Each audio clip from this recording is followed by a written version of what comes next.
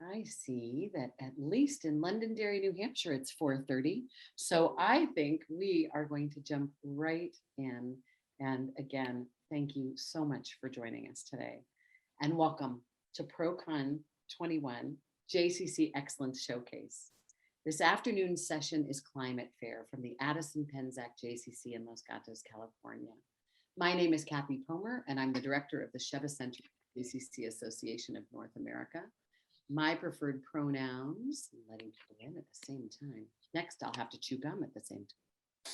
My preferred pronouns are she and her and hers. I'm coming to you from Londonderry, New Hampshire, where I acknowledge and have gratitude for the traditional stewards of this land, the Pawtucket, the Pennacook, the Abenaki, and the Wabanaki tribes. It seems especially fitting to do a land acknowledgement on the day when we hear about the climate fair. I am wearing bright red and my hair is brown through the wonders of chemistry. And as always, I have red lipstick and today red glasses too. At this point, I'm going to put the inclusion statement right here. Let's see how that goes. There it is. I ask that you let me know how I can help you truly feel a sense of belonging here. This session is being recorded.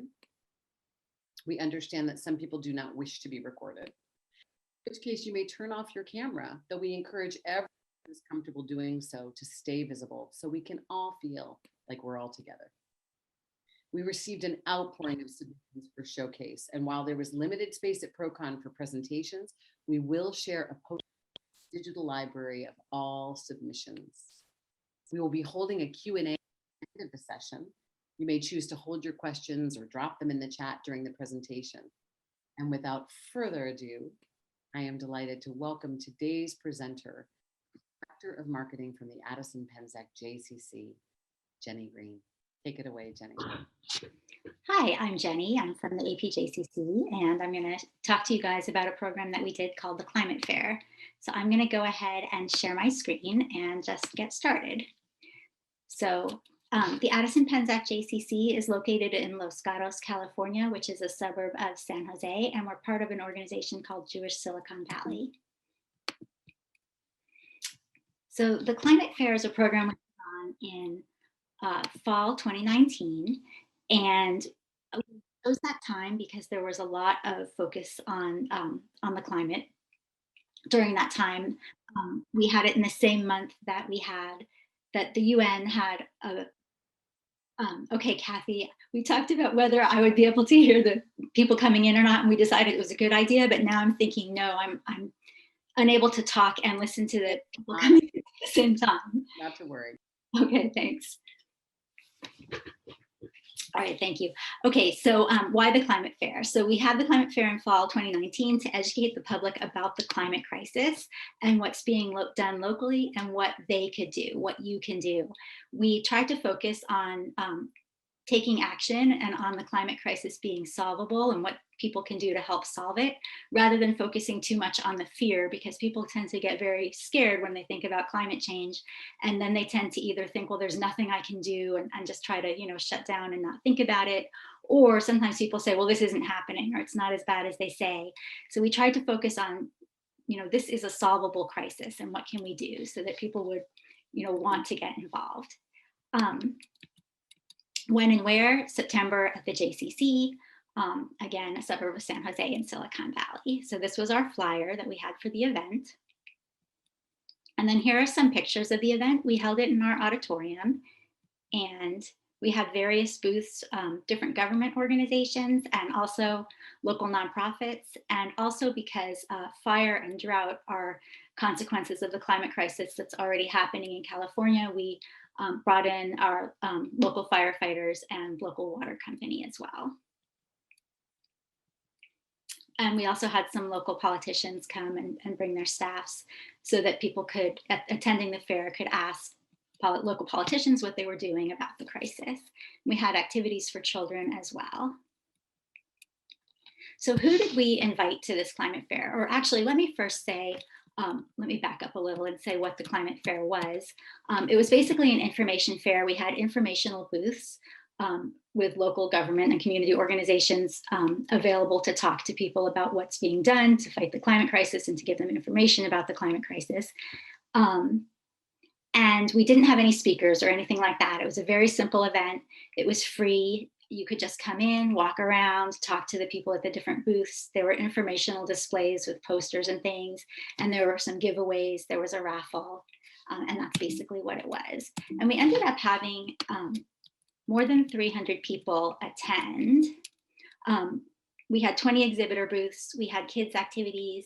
We had a climate library with a book table with books about the climate that people could look through to see if there were books that they would like to get themselves. And then in order to collect people's email addresses, we had a raffle with items donated by the exhibitors. So we had things like LED light bulbs and other climate-friendly things. How did we decide who to invite to the climate fair? We invited more than 40 organizations, and we had about 20 actually come. Some said, it wasn't something that they would normally do or that they had the staff to do. Some had other commitments that same day and they couldn't. But we did get a good balance of organizations there. All the organizations that you see listed on the left-hand side of the screen are government organizations, and all the organizations that you see listed on the right-hand side of the screen are nonprofits that work on something to do with climate. So if you're thinking about who you might invite to your own climate fair, you might look and see, like, does your local government have an Office of Sustainability or something called resilience or climate adaptation? Or maybe look for the word energy. Because we're in California, there are a lot of government organizations focused on the climate crisis. So we had a lot of people to reach out to. And you can also reach out to like your local water company, the local firefighters, or depending on, maybe there's, if you live on the coast, there might be an organization that's helping adapt to rising tides. So those are good ones to look for. And then in terms of nonprofits, there are a lot of national nonprofits that have local chapters that might be in your area. So you might look to see if there's a local chapter of the Sierra Club. 350 is an organization that's devoted to fighting climate change. Citizens Climate Lobby is another national one. National Resources Defense Council, Mothers Out Front, Rising Sun. There are a lot of different ones. And if you find which ones are present in your area, they may be interested in helping you connect to other organizations as well. So that's how you can find out who to invite if you're not sure. We also made our own posters, our own informational posters, and we had them reviewed by a climate expert with the California Energy Commission to make sure they were accurate. I've actually put these posters online where anyone can download and print them. So if you are interested in using these posters for your own climate fair, you could feel free. But they talk about what is climate change and how climate change will affect me, and just all different facts about the climate crisis. For a Jewish connection, we created a poster that said, that used a quote from Pirkei Avot, the ethics of the ancestors in the Talmud, which says, "It's not your obligation to complete the work, but neither are you free to abstain from it." And that is how we felt about the climate crisis. It's not something we could all do alone, but we should all contribute to solving it.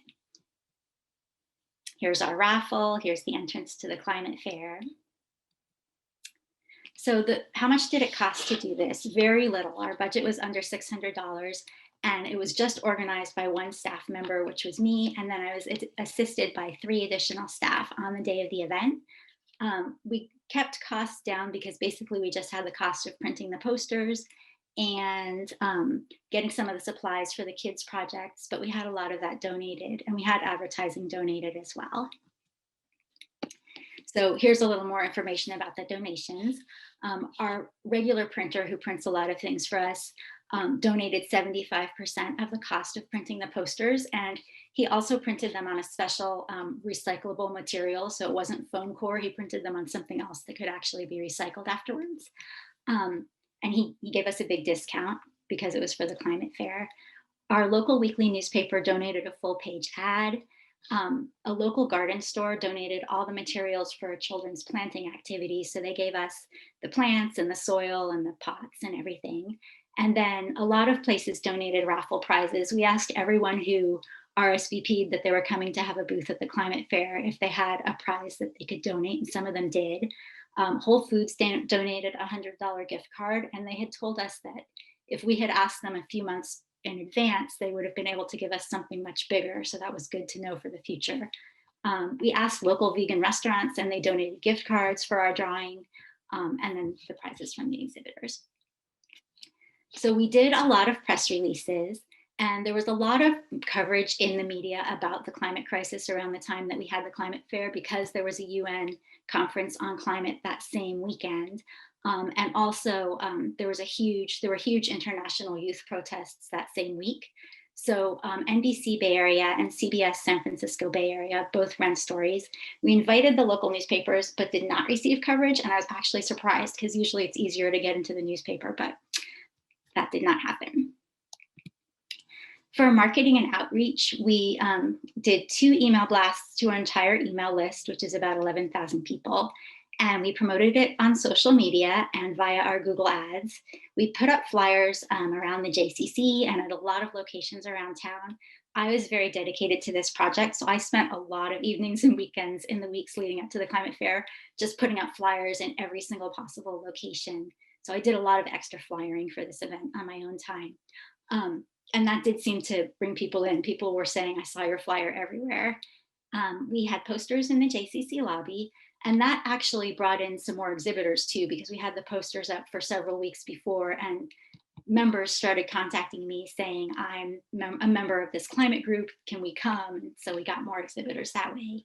We had an ad in our fall program catalog, the free ad in the newspaper, and then we asked our exhibitors to publicize the event to their constituencies as well. And we sent individual emails to a lot of local schools and houses of worship to let them know that it was happening and invite them to attend, in addition to sending out a media advisory. So in terms of impact, what impact did this event have? So we had the 342 people signed in the day of the event, but we also displayed our informational posters about climate change in our lobby for a week before the event, and hundreds of people walk through our lobby daily. So we reached a lot more people that way, at least with some information about the climate crisis. And then after the climate fair, other organizations reached out to express interest in doing a similar event, and I sent them all my information on how I had done it. So we heard from the local Catholic diocese, we heard from an Islamic center, and also our local high school's climate club, who are interested in doing similar events. And then 2 local congregations borrowed our informational posters for their own lobbies for their own climate events. One of the most gratifying things was that a mom from one of our local public school green teams told me that they had made changes in the public schools, that the parents had done this as a result of having come to the climate fair, where they set up recycling and composting programs. They were supporting school district-wide investment in solar energy at all the schools, and more. So that was really cool. And people emailed to say that we changed their lives. Actually, kids sent us artwork and poetry. It was a pretty great event. The JCC gets lots of feedback from people saying that we touched them individually, but this touched people like in a way that made them want to make an impact on their community. So that was really exciting. Here's some of the artwork and poetry that we received from kids.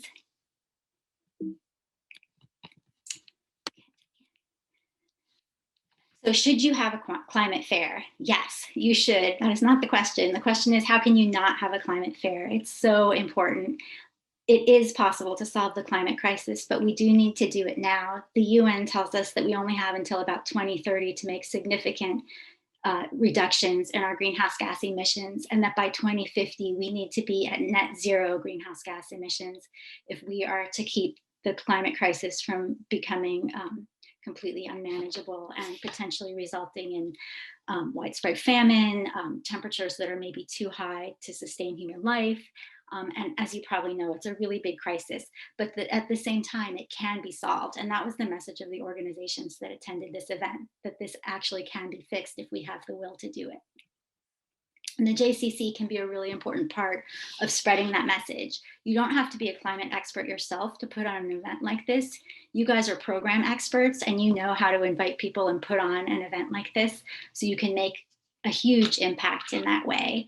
But if you want to get a little more educated yourself before tackling this, The NASA website has a really good explanation about climate change, and they use Fahrenheit. So I know for Canadians, the Celsius is easy to understand, but if you're in the US, it's really confusing when they talk about how much the temperature is going to go up, and it's all in Celsius.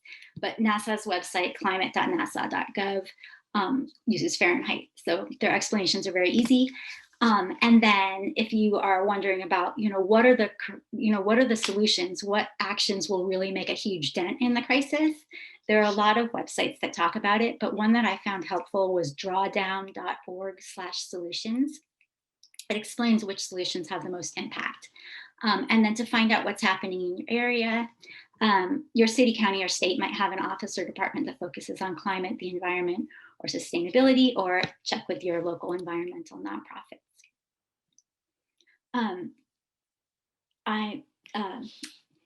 One thing that, because we're Jewish community centers, one thing that is of course of interest to a lot of our members is what's going to happen to Israel. And the Israeli newspaper Haaretz, the English edition, has a really fascinating article about what life in Israel will be like in the year 2100 if we don't take action to stop climate change. And they have actually made this article available to all readers for free. You can go to bit.ly/Israel climate, and that'll take you directly to the article. And I think Kathy's going to post the link in the chat for us. So if you want to learn more about this event, you can email me. We'll put my email address in the chat. The event webpage is still up. You can go to apjcc.org/climate fair. And if you would like to use our climate posters or just take a look at them, you can find those at bit.ly/climate posters. And you can just take them. You don't have to credit us or anything. I just made them myself in Canva. And again, they are reviewed for accuracy by the California Energy Commission. So that is basically it. And then if you guys want to ask me questions, I can answer them. Absolutely. So I would say, Jenny, that's so amazing. Thank you for all of this. I'm going to remove the spotlight here for a moment so that everybody can feel comfortable asking questions. And I'm also going to look here in the chat. There were some questions that came up. There was also a great resource hearing from Live First about what a lovely Tu B'Shvat program this would make. Absolutely. And Kimberly Gordon, thank you so much for posting here, Jenny. I want to make sure you see a talented Bay Area artist, Hannah Rothstein, on an exhibit, Climate of Concern, that would be a great match. So that's a great link for us to see and hear about. Lev is asking, did you set up the green teams or were they pre-existing? So the green teams were in our local public schools and they already existed. There were, formed, this is California, so we definitely have a lot of parents who are worried about the environment. And so the schools already had these teams, but they got inspired to take a lot more concrete actions. A lot of our schools' green teams had been focusing heavily on plastic, which I think they still do because, as you guys probably know, we're told that plastic never rots in landfills and it's filling up the ocean and it's killing fish and it's causing a lot of problems for us all. It's not actually causing the climate crisis. However, it's a huge environmental disaster, and plastic does play some role in emissions because it's made of oil, and so you have to drill for oil to make plastic, but it's not like a key climate action. And so the parents started to realize, like, hey, we need to make sure our schools transfer over to renewable energy, and we need to make sure the school buses transfer over to electric school buses and that kind of thing. So they saw more areas where they could focus besides just like changing out the plastic spoons in the cafeteria. So, but the green teams already existed. Great to know. I'm seeing one more question, and then I'm asking everyone else to open it up. Frida asks, how much were the raffle tickets and what were the prizes? Okay, I should have said it was a prize drawing. It was not a real raffle. Sometimes I say raffle when actually I mean prize drawing. So we didn't sell anything. There was no cost. It was just a prize drawing. So if you gave us your name and email address when you signed in, then we would email you to tell you if you would want to raffle a prize in the prize drawing. So it was a way to get people to give us their email addresses and just make the event a little bit more fun. And the prizes were just things that we got people to donate. Some of the exhibitors donated things like LED light bulbs, or they donate like a climate related t-shirt or a climate related book. And then we went to Whole Foods and vegan restaurants and some other places and just asked if they would donate things, and some of them did. So we just got a bunch of donated prizes. That's awesome. One more before we open it up, because Liz, I was wondering the same thing. Did you face any pushback from those who don't believe in climate change? Not a ton. This is Silicon Valley, so most people, even Republicans, are like, yeah, I know this is happening. There's just disagreement on what should be done about it. And I think probably that people who don't believe in climate change are not that likely to come to this kind of event. I did get a couple of emails from people who were like a little, you know, kind of like crank kind of emails, but for the most part, not a lot of pushback. I think it would depend on where you are. And so, depending on what part of the country you're in, you might need to be more prepared for that. And I think that probably if you are talking to local climate nonprofits, they'll be able to tell you what you might expect and, suggest how to deal with it. Because actually, I don't know, it wasn't something that we had to deal with that much. Anyone else have questions here? Please feel free just to unmute. Jump right in, Carrie. Oh, thank you. Hi, I'm trying to kind of figure out how to form this question, but I'm really curious to know kind of, I think a lot of times we focus on the individual instead of like institutional. Corporate America is a big leading cause of our climate disaster. So I'm just wondering kind of like what, I guess the narrative or how to, I don't know what I'm asking, but I'm just curious to know like how that was brought up in any way during the climate So, scare. are you asking like, there's individual action you can take, but also group action, or like individual impact Well, versus corporate impact on the climate? yeah, I feel like I'm just kind of I'm going a little deep on how, Black communities and Latinx communities are very much impacted. And sometimes we put the blame on the individual rather than corporations who are causing this, crisis. So I'm just wondering kind of what information was given to the people who attended, if there was any focus there on like who we should be reaching out to, our local representatives, and I don't know. It's just a I'm thought. really glad you asked this. I actually should have addressed this, so thank you for bringing it up. So yeah, the focus of the climate fair and of these of the real focus was like telling people like what can you do, and it wasn't like what individual action you can take, although we talked there, that was there, but it really was like what do we need to do on a policy level to make this change. Like it wasn't just like you could drive an electric car and you could eat less meat, although that was there, that was there too.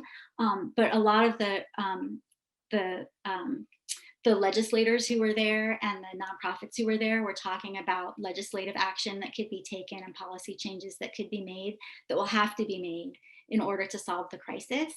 And I actually, after that, I got invited to speak at a Methodist women's group event they were having on Climate Day. They were talking about like their focus actually was on reaching out to corporations and lobbying corporations as mothers, because it was a women's group, to say like, this action that you're taking is killing our kids, and here's how you could change to, to save the planet. So yeah, there's definitely, it wasn't about putting blame though, really, like saying like, oh, this is the fault of corporations. It was more like, look, this isn't about blame. Like we all live in this civilization that's completely dependent on generating energy by burning fossil fuels, and none of us created this situation. This isn't really anybody's fault. We all inherited this situation, but we didn't create the problem, but we can solve it, and that our obligation is to solve it. So powerful. I know we just have a few more moments. I want to make sure everybody looks in the chat and finds the amazing link that Shay also shared here. And Lenny had a question from Portland, Oregon. Jenny, we're in the process of researching the potential to install electric car chargers on our campus. Have you looked into this and have any advice? And before you answer that, I'll also answer the second part, which is addressed to me. Has JCC Association discussed any initiative to encourage JCCs to do this kind of work? Absolutely, this is something we are looking into. I don't have anything definite right now to tell you about, except that after ProCon, which is a time we just call AP, we are diving into many different initiatives to try and think about how we can best serve this community. So we're not only working on it already, but point taken, I've got it in my notes for follow through. And thank you so much, Lenny, for asking that. But Jenny, do you want to handle the piece about the electric car chargers on the campus. Yeah, I will answer that. And then after that, actually, I want to answer one more piece of Carrie's question, which I realize I missed, which is about the climate justice and racial justice. So I will talk about that too. But with the car chargers, so it looks like you're in Oregon. So in California, there are rebates for stuff like that. And so the first thing to do might actually be to check to see like, are there government, like local government or state rebates for installing chargers in Oregon? Because if there are, that's definitely a good way to go. And then I know that our JCC hasn't done it because our parking lot is too small and we have a big parking problem. So our worry is that if we put in chargers, the fights in the parking lot will just become more intense. But eventually, hopefully, we are going to put those chargers in. So we haven't done it, but I know some of our local synagogues have. There's an organization called California Interfaith Power and Light. And they help synagogues and like faith-based organizations, churches too, to put on solar and put in electric car chargers. So even though you're not in California, you might reach out to them and see if they know of anything in Oregon. I'm sorry, I can't be more specific than that. And then in answer to the climate justice and racial justice question, yeah, that's actually another thing that some of the organizations that we invited were focused on addressing, because the climate crisis is hitting low-income communities and communities of color first and worst, because poor communities or communities that have been redlined tend to be located in areas that will flood or that are more prone to fire, or that are in areas where there's a lot of pollution. Or near refineries and things like that, or even to be dependent on refineries and are being also about to lose their jobs if those refineries go away. So there are a lot of connections there. So long term, this is climate change is going to affect everyone, but in the immediate term, there's definitely an environmental racism aspect at work. So yes. Wow. I know there are a few more questions in the chat, but I also know that we are keeping an eye on time, and I want to make sure that you know that you can reach out to Jenny, you can reach out to JCC Association, and I'll even put my email in the chat here to keep this conversation going, because I think it is of the utmost importance that we do. And how amazing, Jenny, to use your example and see how JCCs can be the hub where these conversations happen, and the space where people go into bravely to find some solutions. Thank you, Jenny, so much for sharing this experience with all of us, giving us so many amazing ways to move this conversation forward. And I really do think a lot of people were interested to know about where this is going. Will it be annual? What's going on?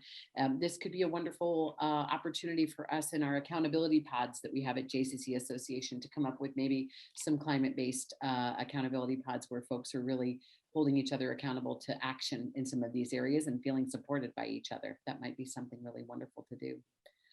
I just have a few announcements and then we'll all be on our way. But wow, after this topic, it feels so, these announcements, I apologize for the shift, but I just want to make sure you know that at 5:15, if we want to continue this conversation or any conversations, 5:15 Eastern, 2:15 Pacific, join us in J Cafe, our virtual coffee lounge, to connect with fellow JCC colleagues in a relaxed, informal setting. I myself will be in the fitness center helping you there in case you'd like to come and visit and continue this conversation. J Cafe is a great place to recap your day at the conference, chat about the latest shows you're watching, and meet people outside your peer community. And tomorrow, start your day. I did today, and it was wonderful, with the Mindful Motivator at 12 p.m. Eastern, 9 a.m. Pacific. Log on for 15 minutes to set your intentions for the day and prepare to bring your whole self to a full day at ProCon.